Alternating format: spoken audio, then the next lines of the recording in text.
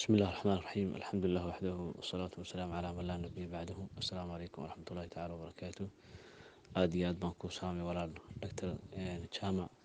ilaalo jecel ma wacan tahay caafimaadka xaaladda ka warasii leeyahay waa cabdiraxmaan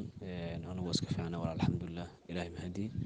walaalow dawadina waan isticmaalaa maasha allah ilaahay subxaana wa tacaala caafimaad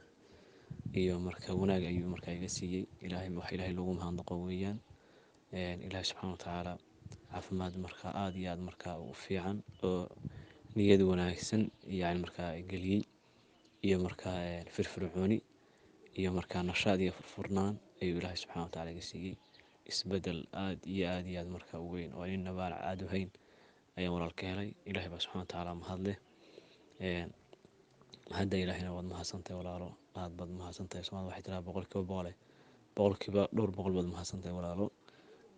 ilaahay baa subxaana wa tacaala dee dawadaa nagu kaa soo dhiibay